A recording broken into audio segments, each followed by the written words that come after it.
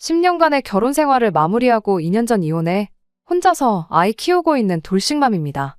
혼자 힘으로 돈 벌고 살림하고 자식까지 키우는 게 여간 쉬운 일은 아니네요. 그래도 이 이혼을 후회해 본 적은 한 번도 없습니다. 아들이 이따금씩 아빠가 보고 싶다고 칭얼댈 때는 있는데 그때 미안한 마음이 드는 것만 제외하면 말이죠. 만약에 제가 가정을 지키겠답시고 이혼하지 않고 시댁이 원하는 대로 다 해줬다면, 꾸역꾸역 억지로 참고 그렇게 살면서 버텼다면, 모르긴 몰라도 혈압 때문에 뒷목 잡고 쓰러져서 제 명에 못 살았을지도 모르겠네요. 제 인생을 돌이켜보면 썩 순탄한 편은 아니었습니다. 과거 아버지께서 빚보증을 잘못 써는 바람에 멀쩡했던 집안이 한순간에 폭삭 주저앉아 버렸거든요. 지금은 어떻게 잘 이겨내서 평범하게 지내고 있긴 하지만 제가 결혼할 때만 해도 저희 집에서 그 어떤 지원을 기대할 만한 상황은 아니었습니다. 반면에 시댁은 저희 집과는 다르게 어느 정도 여유가 있는 집이었습니다. 남편 아래로 저랑 나이차가 얼마 나지 않는 신우가 있는데 한참 사회생활 해야 할 나이임에도 집에서 놀고 먹고 있었고 하고 싶은 공부가 있다고 해서 시부모님이 선뜻 당신들 돈으로 유학을 보내주는데 그것만 봐도 저희 집과 비교해서 많이 여유가 있는 집이구나 하는 생각이 들어서 부럽기도 했었죠. 하지만 그런 넉넉한 형편에도 불구하고 시댁에서는 저희에게 그 어떤 지원도 해주지 않았습니다. 거기에는 이유가 따로 있었어요. 시어머니는 저희가 돈이 없으면 없는 대로 시댁에 들어와 당신들 모시고 살 것이라 생각했던 거였죠. 시어머니가 간과하고 있었던 건 제가 모아놓은 돈이 어느 정도 있었다는 사실이었습니다. 애초에 저도 집에서 아무런 지원을 받지 못하는데 시댁에서 아무 지원을 안 해준다고 해서 그게 섭섭한 상황은 아니었거든요.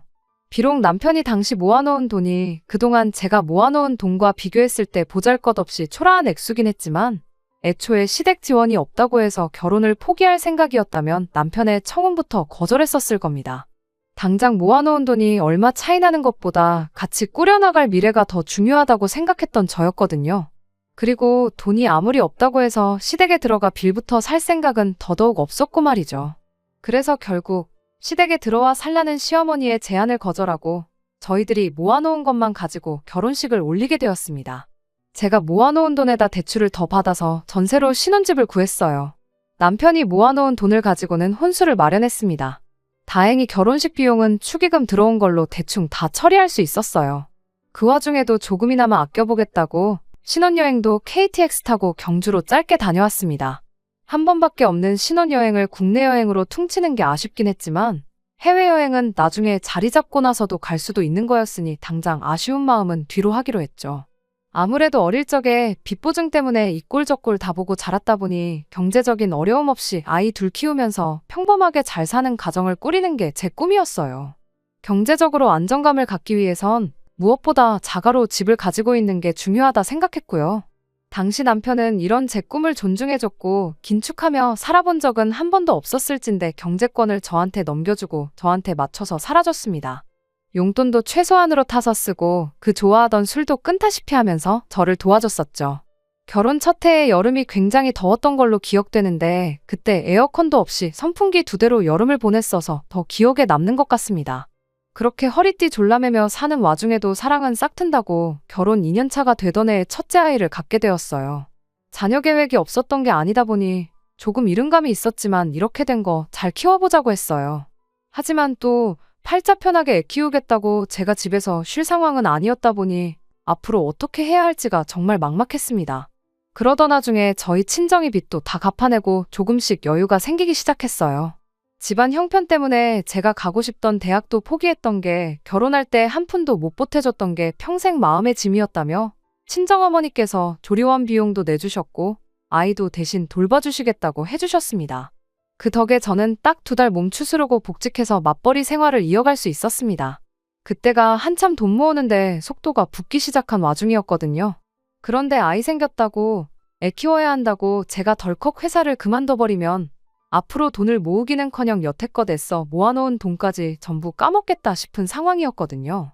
그런데 저희 어머니께서 이렇게 선뜻 아이를 봐주시겠다 하니 정말 천만다행이다 싶었고 그 감사함은 이루 말할 수가 없었습니다. 하지만 그러던 와중 시어머니의 불만이 날이 갈수록 심해져 갔어요. 매일 친정어머니가 아이 봐주러 저희 집에 들락거리는 게 거슬렸던 거였죠. 그걸 가지고 제가 친정하고 시댁을 두고 차별을 하고 있다며 아주 난리가 난 거예요. 그런 시어머니의 반응이 참 황당하고 어이가 없었죠. 제가 저희 집에 오겠다는 시어머니를 오지 말라고 막은 적이 있던 것도 아니었거든요. 애초에 저희 결혼할 당시에 시댁 들어와서 살라는 걸 거절하고 알아서 집 구해서 결혼식을 올린 걸 두고 아주 부모를 우습게 보는 자식들은 필요 없다고 니들 마음대로 하고 살라고 하시며 저희 신혼집 집들이도 안 오셨던 분이세요. 우리 아이가 태어났을 때도 축하는커녕 이참에 직장 그만두고 집에서 애나 키우라고 하셨던 분이죠. 그런 분이 저를 두고 친정만 편애하고 시댁을 배척한다고 하고 있으니 뭐라 할 말이 없더군요. 그렇다고 저희가 시댁을 찾아가지 않았던 것도 아니었어요. 언제까지 사이 나쁘게 지낼 수는 없으니 매달 한 번씩은 꼭 찾아뵙고 그랬었죠. 저희가 찾아간다고 해서 저희를 버선발로 마중을 나오신다거나 하는 것도 아니었습니다. 허리가 아프네, 몸이 쑤시네 하면서 밀어놓은 집안일을 저에게 눈치 주면서 시키기가 일쑤였고 저희는 한푼이 아쉬워 아끼고 있는 와중인데 그걸 알고 있으면서도 이게 먹고 싶네, 저게 먹고 싶네 하면서 저희들 데리고 외식 나가 한 번에 20만 원, 30만 원씩 쓰게 만드는 게 일이었죠. 계산할 때가 되면 그깟 외식비 얼마 나온 걸 가지고 손을 바들바들 떨고 있느냐며 그렇게 돈을 아끼고 싶으면 시댁에 들어와 사는 게 맞지 않느냐고 빈정대질 않나? 저보고는 사돈 다 늙어서 애나 돌보게 만들고 개고생을 시키고 있다며. 불효가 다른 걸 두고 불효라고 말하는 게 아니고 너가 하는 짓을 두고 불효라고 하는 거라고 악담을 퍼붓기도 하셨습니다. 이참에 회사 그만두고 애도 직접 키우고 시댁 들어와 살면서 돈도 아끼고 살림하면서 효도나 하라고 하는데 말도 안 되는 소리였죠. 친정어머니 고생시키고 있던 건 틀린 말은 아니지만 그 고생은 저희 어머니가 하고 계셨는데 왜 저희가 시댁에 들어가서 시어머니한테 효도를 해야 한다고 하는 건지. 그런 앞뒤가 맞지 않는 소리를 하면서 계속 합가를 하자고 나오는데 그게 솔직히 너무 부담스러웠습니다. 제 나름대로 이런 시어머니의 악담은 한 귀로 듣고 한 귀로 흘려보내며 싹 다 무시하려고 노력했어요. 잊을만 하면 전화해서 저한테 잔소리를 해댔고 저희가 시댁에 직접 찾아뵙는 날이면 그때는 아예 얼굴 보는 앞에서 대놓고 갑질을 하고 그랬지만 언젠간 좋은 날이 오겠지 하고 생각하며 속으로 꾹꾹 눌러 참고 애써 무시했습니다. 시어머니가 저렇게 악담을 쏟아내는 와중에도 어머니라고 해서 찍소리도 못하고 멀뚱히 있는 남편이 원망스러울 때도 있었어요. 하지만 최대한 그런 남편의 심정도 이해해주려고 노력했습니다. 남편은 그래도 자식인데 언젠간 시어머니가 경제적으로 우리한테 도움을 줄 때가 있지 않겠냐 그런 생각을 가지고 있었거든요. 그러니 남편은 남편 나름대로 최대한 시어머니 심기를 거스를 만한 행동은 하지 않으려고 나름대로 눈치를 보고 있던 거였죠. 저는 시댁 재산에 눈꼽만치도 관심이 없었어요. 여태 아무 지원 안 받고도 잘 살았는데 이제 와서 얼마 지원받는다고 해서 우리 인생이 크게 달라지겠다는 생각이 들지는 않았거든요. 남편 딴에는 자기가 결혼할 때 저보다 돈을 조금 해온 게 마음에 걸려서 그랬던 거라고 하지만 그깟 돈 얼마보다 중간 역할이나 잘해줬으면 더 좋았겠다 싶을 때가 한두 번이 아니었습니다.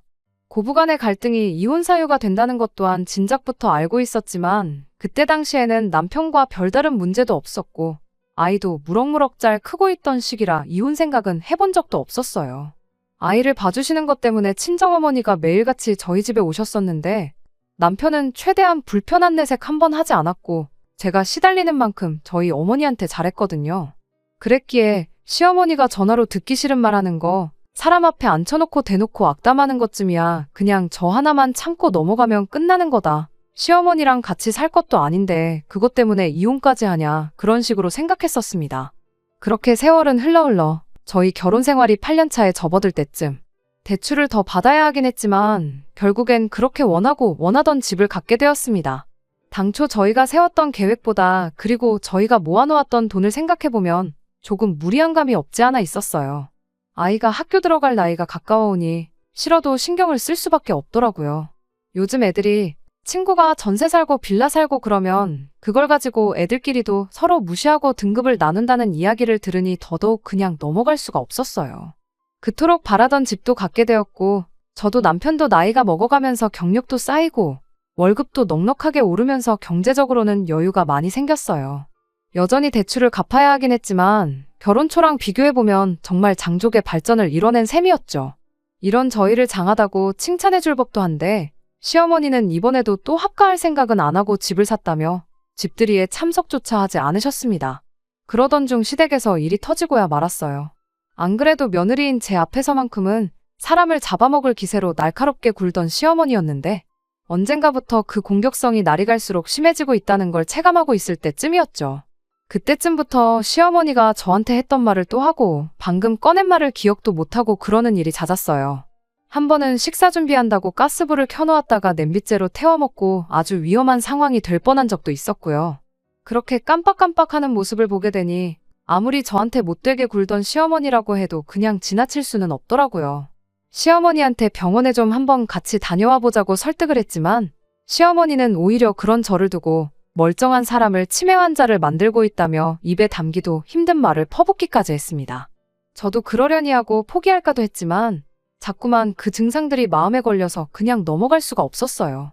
그래서 시아버지도 설득하고 남편도 설득하고 심지어 미국에 체류 중인 신우한테도 연락을 해서 시어머니 마음 좀 돌려달라고 부탁을 했죠. 기나긴 설득 끝에 결국 시어머니를 모시고 병원에 다녀올 수 있었습니다. 결과는 제가 우려했던 대로 치매였어요. 다행히 비교적 초기에 발견된 상황이라 약물 치료를 시작하면 상태가 호전될 수 있으니 크게 걱정 말고 일단 상황을 지켜보자는 이야기가 나왔습니다. 그렇게 앙칼지던 시어머니가 자꾸 초라하게 보이더군요. 하지만 안쓰러운 마음도 잠시였어요. 아무리 치매 판정을 받았더라도 며느리를 부려먹어야겠다는 마음은 까먹지 않으시더라고요. 오히려 치매 판정을 받은 이후부터는 매일같이 퇴근 시간마다 전화를 해서 네가 나 대신 네 시아버지 밥 좀 챙겨다오 하면서 저를 본격적으로 부려먹으려 들기 시작했어요. 집안일이 잔뜩 쌓여있는 건 기본 옵션이나 마찬가지였고요. 치매라는 병이 정말 신이라는 게 존재하는가 싶을 정도로 무섭고 슬픈 병이잖아요. 그동안 제대로 된 며느리 대접 한번 받아본 적 없었지만 그래도 시어머니가 정말 딱하다는 생각뿐이었어요. 남편도 엄청 우울해했고요. 저한테 상황이 상황인 만큼 시댁 좀 신경 써달라고 부탁을 해왔습니다. 매일같이 퇴근길에 시댁에 들락날락하면서 집안일을 해주는 건 불가능했지만 최대한 자주 찾아뵙고 신경을 써보겠다고 했어요. 남편은 납작 엎드려 절이라도 할 기세로 저한테 고맙다고 말해왔고요. 하지만 약물 치료가 어머님 상태를 호전시킬 수도 있다던 희망적인 그 말과는 다르게 시어머니의 증세는 날이 갈수록 더 심해져 갔습니다. 요 근래에는 화장실 실수도 종종 하기 시작했어요. 그간 매일같이는 아니더라도 제가 꼭 주에 한 번은 퇴근길에 시댁에 들러 밀린 집안일도 해놓고 가고 그랬었는데 이젠 화장실 실수까지 하게 되니 제가 일주일에 한 번 오는 걸 가지고는 어떻게 손쓸 방도가 없었어요. 시부모님이 경제적으로 여유가 없는 분들도 아닌데 왜 간병인 부를 생각은 하지도 않고 저한테 다 떠넘기는지 싶었죠. 남편도 종종 한 번씩 시댁에 들러서 얼굴을 비추긴 했는데 저한테 시키는 것과는 다르게 남편한테는 그 어떤 집안일도 시키지 않는 것처럼 보였습니다. 한참 그렇게 정신없이 살고 있던 와중에 제가 또 아이를 갖게 되었습니다. 아이 둘 낳아서 행복하게 잘 사는 게 제 소원이긴 했지만 사실 당시에 하나 키우는 것만으로도 벅차서 둘째 계획은 거의 포기 상태나 마찬가지였었어요. 조심한다고 했는데 난데없이 아이가 생겼으니 정말 당황스러웠죠. 집을 이사하면서 대출도 새로 받았고 저희 어머니한테 또 갓난쟁이부터 새로 한 명 더 키워달라 부탁드리기엔 너무 염치가 없는 거 아닌가 하는 생각을 하니 어떻게 말을 꺼내야 할지 고민이었어요. 다행히 저희 어머니께서는 둘째고 셋째고 낳기만 하면 당신이 다 봐줄 테니 그런 부분에 있어서 걱정은 하지 말라고 건강하게 출산할 생각만 하라며 저를 안심시켜 주셨어요. 친정어머니 덕분에 안심이 되긴 했지만 한편으로는 시댁엔 어떻게 이 이야기를 꺼내야 하나 싶었습니다. 그나마도 제가 주마다 한두 번씩 얼굴 비추고 집안일 도와드리고 그랬는데 이제 둘째가 생겼으니 앞으로는 그걸 못해드린다는 말을 전해야 했으니까요. 시아버지의 반응은 제가 예상했던 그대로였습니다. 오히려 제 예상보다 더하며 더했지 절대 덜하지 않았어요. 시아버지한테서 치매 환자인 시어머니를 살펴야 하는 이 시국에 둘째를 갖는 게 말이나 되냐며 니들 지금 생각이 있냐 없냐는 잔소리를 들어야 했습니다. 그리고 애 가진 게 무슨 벼슬이냐고 네가 애를 가진 거랑 아픈 시어머니 돌보는 거랑 무슨 상관이 있냐는 소리를 하더군요. 네 시어머니도 신우 가졌을 때 남편 키워내면서 집안일도 다 하고 집안어른들 모시면서 다 해냈다는 말을 보태면서요. 그걸로 모자라 시어머니가 저렇게 된 게 저한테도 책임이 있다고 하면서 제 탓을 하더라고요. 진작에 처음부터 니들이 들어와 살면서 시어머니를 모셨더라면 어머님이 저렇게 되지 않았을 거라고요. 편하게 며느리 효도받으며 살아야 할 때에 떨어져 살면서 계속 고생시킨 장본인이 바로 저라는 소리였죠. 그러니까 이참에 더 늦기 전에 회사 그만두고 시댁 들어와서 시어머니 간호나 극진하게 해보라는데. 이야기 들어보니 어머님 고생시킨 건 다른 사람이 아니라 아버님이 제일 고생시킨 것처럼 보이는데 제가 아니라 아버님이 어머님 간호를 해야 하는 게 맞지 않냐는 말이 목구까지 차올랐습니다. 직접적으로 저렇게 말하는 대신에 저는 신우 이야기를 꺼냈죠. 자식도 안 하는 간병을 왜 자꾸 저한테 바라시냐고요. 두 분한테는 신우가 있지 않냐고. 신우가 미국 간 지가 벌써 10년인데 아직도 졸업장도 못 따고 학생 신분이지 않냐고. 당장 비싼 돈 주고 유학 간 결과물을 가져올 생각이 없으면 당장이라도 귀국시켜서 어머님 간병을 시키는 게 맞지 않냐고 했죠. 아니면 신우 뒷바라지 해줄 돈으로 간병인을 구하던지 요양원에 모시는 게 낫지 않냐고. 무작정 며느리한테 다 떠넘길 생각만 하는 게 아니고 현실적인 방안을 찾는 게 어머님을 위해서도 우리 모두를 위해서도 더 나은 방법이라고 말을 꺼냈죠. 합가 때문에 언쟁하러 찾아온 게 아니고 둘째도 생겼으니 앞으로 어머님 돌봐드리는 일은 더 이상 못한다고 말씀드리러 온 거라고 제 입장을 확실하게 전했습니다. 그런데 그때 옆에 있던 남편이 갑자기 한마디를 하더라고요. 이제 10년 만에 드디어 내 남편이 중간 역할이란 걸 하는구나 싶어서 감동스럽기까지 했는데 남편이 난데없이 목에 핏대를 세워가며 너 지금 말 다 했냐고 하면서 저에게 화를 내기 시작했습니다. 말을 다 하긴 내가 무슨 말을 했다고 이러냐 따지니 제가 요양원 이야기를 꺼낸 걸 가지고 트집을 잡더라고요. 그동안 착한 척은 다 하더니 뒤로는 어머니 요양원 보낼 생각을 하고 있었냐고요. 우리 엄마가 치매를 앓고 있다고 해도 지금 이렇게 멀쩡하신데 아픈 사람을 앞에다 두고 요양원을 보내라느니 어쩌라느니 말을 할 수가 있냐고. 치매 걸린 사람이 우리 엄마가 아니라 장모님이었으면 네가 요양원 이야기나 꺼냈을 거냐며 저한테 성질을 부리는 거예요. 그때의 기분은 정말이지 그 어떤 말로도 표현을 할 수가 없습니다. 여태껏 이악 물고 버텨온 세상이 무너지는 기분이었죠. 저는 마음을 다잡고 남편한테 대답했어요. 치매 걸린 게 시어머니가 아니라 우리 엄마였다면 당연히 내가 모셨을 거라고요. 다른 이유가 있는 게 아니고 내가 자식이니까 모셨을 거라고. 당신 말대로 어머님이 멀쩡하다고 생각되면 나 말고 당신이 모시면 되는 거 아니냐고 했더니 불과 몇 초 전까지만 해도 목에 핏줄을 벌겋게 세워서 있는 대로 소리를 떵떵 치던 사람이 기어들어가는 목소리로 자긴 남자라서 그런 거 못하는 거 알지 않느냐고 찌질하게 대답을 하더군요. 그 말을 들으니 내가 무슨 부귀영화를 누리겠다고 시어머니 갑질을 견뎌내며 바쁜 시간이나마 쪼개가면서 시댁에 최선을 다했는지 싶더군요. 그래서 내가 말하지 않았느냐고 남자라서 못하는 거면 미국에 있는 당신 동생 불러다가 간병을 시키면 되는 거 아니냐고 다시 따졌습니다. 막말로 신우가 미국에 직장이 있는 것도 아니고 가정을 꾸려서 거기서 살고 있는 것도 아닌데다가 뭐 박사학위 딴다고 논문 준비하는 것도 아니고 학부 졸업장도 못 따서 허덕이고 있는데 이미 실패한 유학을 포기시키는 게 뭐가 어렵냐고 했어요. 그냥 신우 유학 포기시키고 어머님 간병하라고 하고 시댁 전 재산 신우한테 물려주면 해결되는 거 아니냐고 자리에서 일어났죠. 그날 이후로는 남편도 자존심 때문에 저한테 사과하기가 싫었던 건지 말 한마디 걸지도 않고 집에서 저를 피하더군요. 불편한 걸 떠나서 엄마 아빠가 이렇게 사이 나쁘게 지내는 모습 보여주는 게 교육상 안 좋을 것 같아서 어떻게 풀어보려고 노력했어요. 하지만 남편은 시어머니 모시고 사는 방법 외에는 자기랑 풀 방법이 없다며 끝까지 똥꼬집을 부리더군요. 그래서 저도 그냥 포기해버렸어요. 그렇게 냉전 상태로 몇 주 지났을 때쯤 신우한테서 연락이 왔어요. 이젠 신우까지 나서서 무슨 소리를 하려나 싶었는데 한다는 소리가 이 상황에 둘째를 갖는 건 말도 안 되는 거라며 자기가 수술 비용이며 그런 거 다 내줄 테니 아이를 포기하라는 말을 꺼내왔습니다. 대번에 저는 너 지금 말 다 했냐? 미치지 않고서 사람이 어떻게 그런 말을 하냐 하면서 네 엄마 간병해달라고 지금 내 자식을 포기하라고 하는 거냐고 저도 세게 한마디 했죠. 된통 저한테 말로 두드려 맞은 신우가 지 오빠한테 일러바치기라도 했는지 퇴근해온 남편이 얼굴이 울그락불그락해서 저한테 시비를 걸어왔습니다. 남편은 내 동생이 뭐 틀린 말 했냐고 엄마가 저런데 우리끼리 행복하게 사는 게 말이나 되냐면서 말도 안 되는 억지를 부리더라고요. 싸움이 커지면서 한참 감정이 격해지는 가운데 배를 찌르는 듯한 통증이 느껴졌고 저는 갑자기 하혈을 하게 되었어요. 마무리도 짓지 못한 채 급하게 병원으로 가야 했죠. 병원을 가는 길에 불길한 예감이 들었지만 제발 그것만큼은 아니길 기도했는데 결국 우리 아이는 세상 구경도 못 해보고 저와 이별을 하게 되었습니다. 그 와중에 남편은 어차피 이렇게 될 운명이었으니 이렇게 된 거라면서 시부모님과 합가는 언제쯤 하면 좋을지 몸추스르면서 한번 생각해보라고 하더군요. 여태까지 함께한 세월이 무색하게 느껴졌죠. 이 자식이 그동안 알고 지내던 내 남편이 맞나 싶었어요. 평소에도 시부모님 돈 때문에 눈치나 봤지 그렇게 효자는 아니었는데 뭘 잘못 먹고 와서 저러나 싶더군요.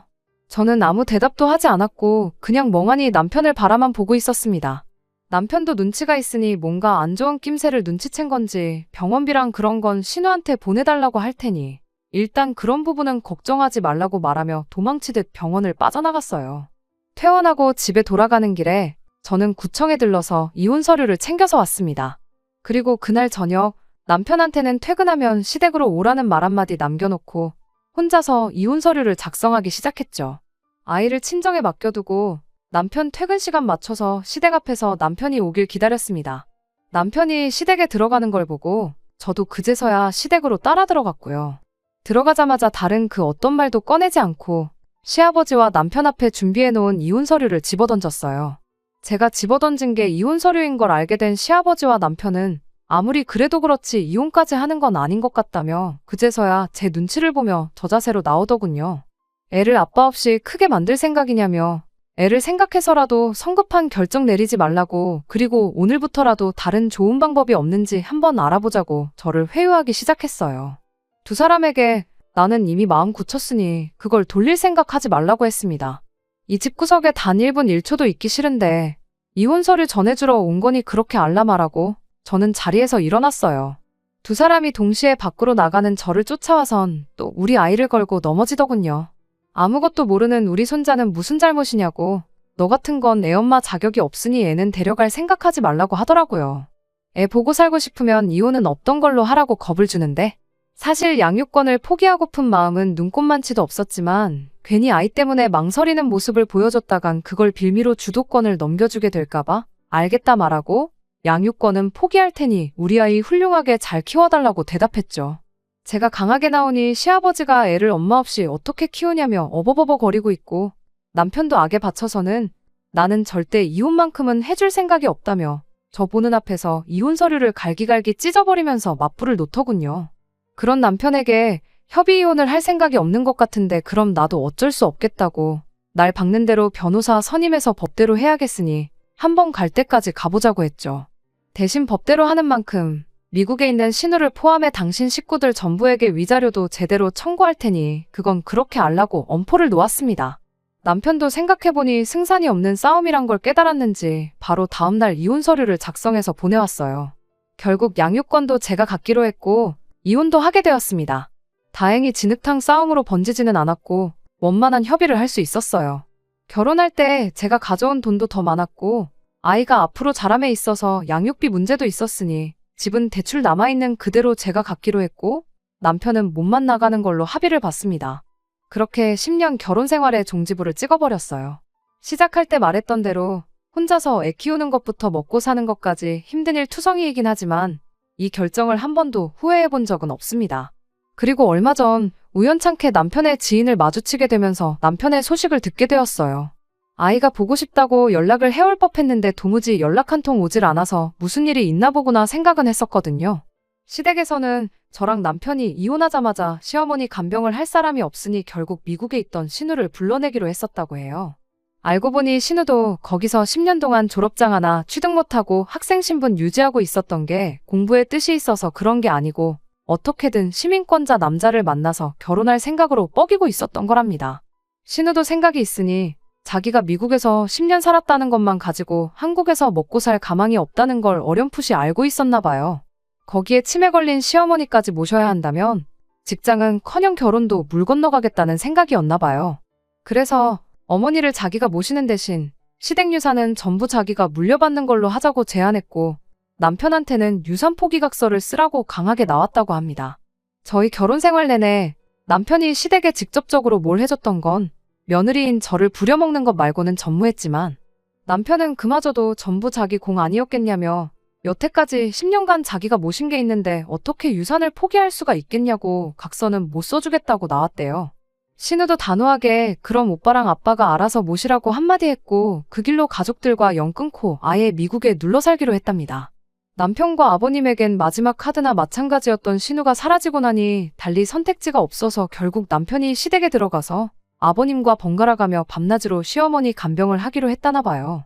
그런데 남편은 곧 죽어도 일하고 돌아와서 어머님 간병을 할 생각이 없었던 건지 일부러 퇴근도 늦게 하고 그러면서 모든 짐을 시아버지한테 떠넘겼다네요. 견디다 못한 아버님은 간병인을 구할 테니 남편 보고 간병인 비용을 대라고 나왔다 하고요. 남편 월급을 제가 뻔히 알고 있는데 지원금이 얼마나 나오는지는 모르겠지만 그 비용 빼고 나면 남편 월급에서 남는 게 거의 없을 거거든요. 그래서 간병인을 구하려던 계획도 무산이 되었고 어머님은 결국 집 근처 요양원으로 모시게 되었답니다. 그러는 과정에서 남편과 시아버지 관계도 소원해져서 결국 견디다 못한 남편은 그 집에서 독립을 해서 나왔고 지금은 회사 근처에 코딱지만한 원룸 하나 구해서 거기서 혼자 먹고 자고 살고 있다고 하더라고요. 사실 마음 한편으로는 시댁 식구들이 그동안 제가 얼마나 고생을 했는지 뼈에 사무칠 정도로 한번 직접 느껴봤으면 하는 바람이 있었어요. 시어머니도 오래오래 사셔서 더 오랫동안 시댁 식구들을 괴롭혀 주셨으면 했죠. 그런데 제 이혼을 계기로 아예 온 시댁 식구들이 서로 연 끊고 뿔뿔이 흩어지게 되었다는 이야기를 들으니 이것도 나쁘지 않은 결과인 것 같아서 속으로 혼자 만족스러워했네요. 뿌린 대로 거둔다는 말이 괜히 있는 말이 아니구나 싶기도 했고요. 이따금씩 제가 너무했던 건가 괜히 죄책감에 시달릴 때가 있었는데 결국 저 꼴이 난 걸 보니 제가 정말 좋은 결정을 내렸다는 생각뿐입니다. 이제 마음에 걸릴 거 없이 저랑 제 아이 행복만 생각하면서 살아가야겠어요. 끝까지 들어주셔서 감사합니다. 오늘의 사연은 여기까지입니다. 구독과 좋아요, 알람 설정 부탁드리고 더 좋은 사연으로 다시 찾아뵙겠습니다. 감사합니다.